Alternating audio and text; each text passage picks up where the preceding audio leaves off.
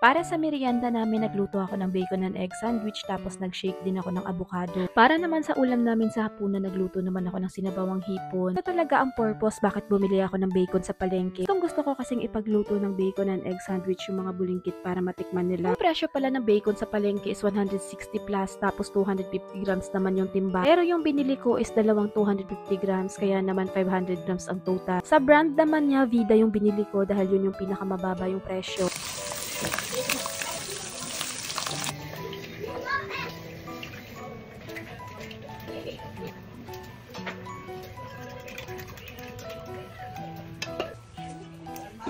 Bacon, pakibalik sa red.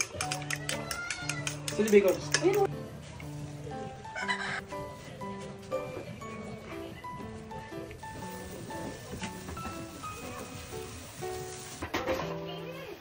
Tanong tayo kung may passionate sila. Saan yun? Tanong kita taas.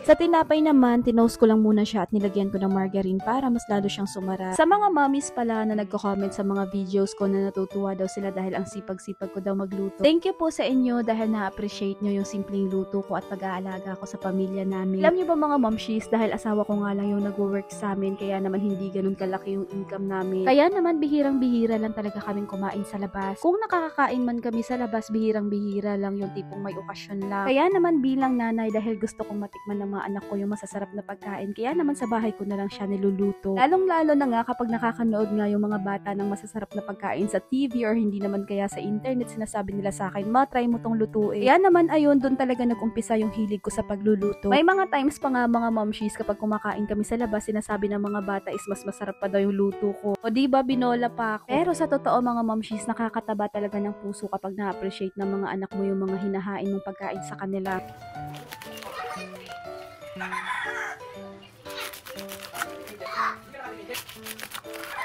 Kaya naman hanggang ngayon pagdating sa pagkain na nag-e-effort talaga ako para ipaghanda sila. Ito palang avocado is last 2 week ko pa siyang binili kaya naman ang ginawa ko, inilagay ko siya sa freezer. Pero syempre bago ko siya inilagay sa freezer, tinanggalan ko na muna siya ng buto at balat.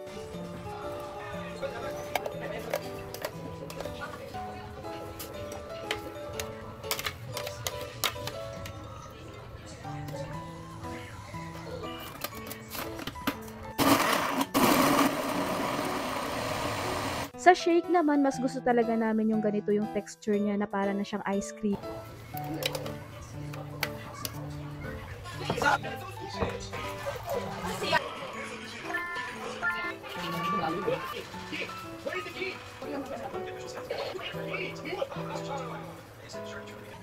Eto namang hipon na sinabawan eto na yung ulam namin sa hapunan. Lalagyan ko nga rin pala yan ng mga gulay katulad na lang ng okra, alugbate at saluyot.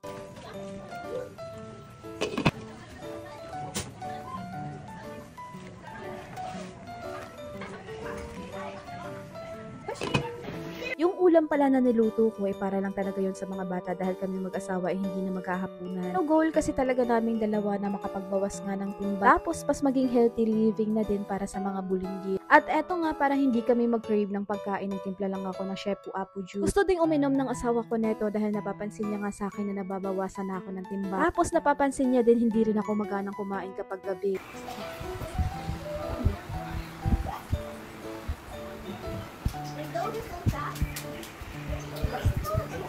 Wait.